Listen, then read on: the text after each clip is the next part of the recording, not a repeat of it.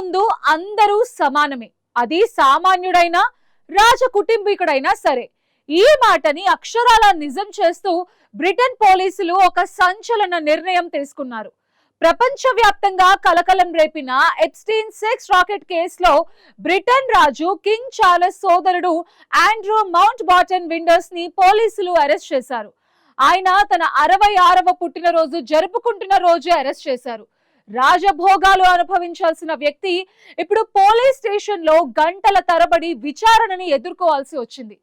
అసలు ఆండ్రూపై ఉన్న ఆరోపణలేంటి? Epstein files లో ఆయన పేరు ఎలా వచ్చింది? Let's watch the story.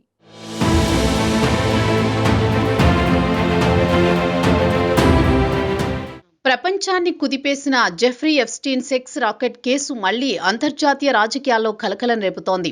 అమెరికాలో ప్రారంభమైన ఈ దర్యాప్తు కాలక్రమేణా అనేక దేశాల ప్రముఖుల పేర్లను వెలుగులోకి తీసుకువచ్చింది.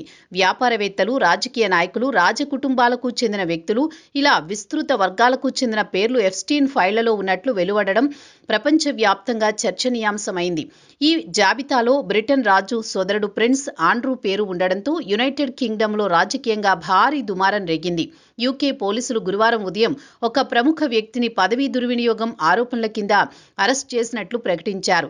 అధికారిక ప్రకటనలో పేరు వెల్లడించకపోయినా అది మాజీ యువరాజు ఆండ్రూనే అని బ్రిటన్ మీడియా విస్తృతంగా ప్రచారం చేసింది.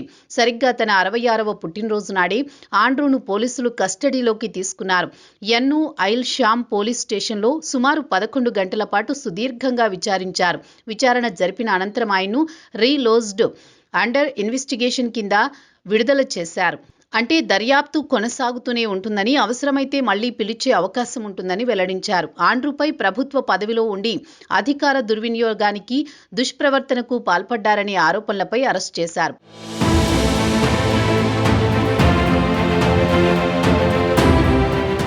ఆండ్రూ అరెస్టు వెనుక ఎప్స్టీన్ ఫైల్స్ కీలక పాత్ర పోషించాయి. 2001 నుంచి 2011 వరకు ఆండ్రూ బ్రిటన్ వాణిజ్య రాయబారిగా పనిచేశారు.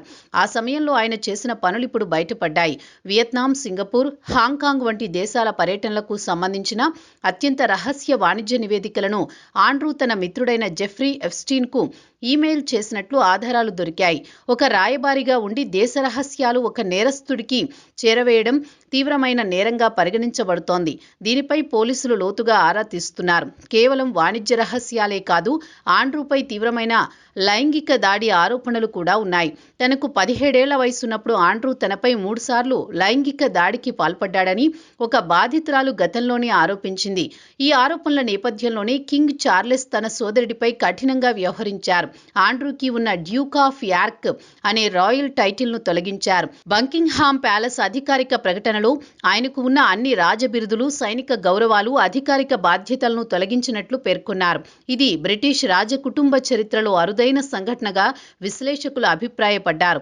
రాజకుటుంబం తమ ప్రతిష్టను కాపాడుకునేందుకు కఠిన నిర్ణయాలు తీసుకుంటోందన్న సంకేతం అందులో కనిపించింది.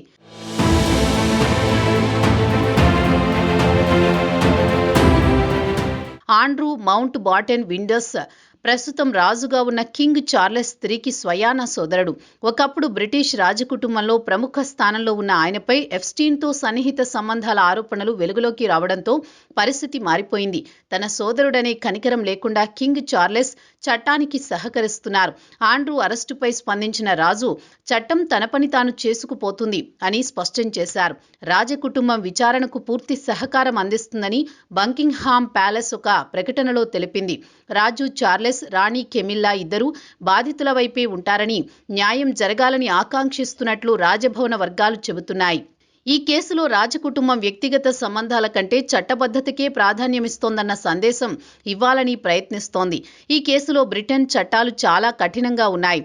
ఒకవేళ ఆండ్రూపై ఉన్న పదవీ దుర్వినియోగం, లైంగిక దాడి, రహస్య సమాచార లీక్ ఆరోపణలు రుజువైతే ఆయనకు గరిష్టంగా జీవిత ఖైదు పడే అవకాశం ఉంది. ఈ అరెస్టు బ్రిటన్ రాజకీయాల్లో పెను తుఫాను సృష్టించింది. రాజకుటుంబం మనుగడపై కూడా చర్చలు మొదలయ్యాయి. ఒక రాజకుటుంబీకుడు ఇలాంటి కేసులో జైలుకు వెళితే అది ప్రపంచవ్యాప్తంగా రాజరిక వ్యవస్థలకే పెద్ద దెబ్బ అని విశ్లేషకులు చెబుతున్నారు.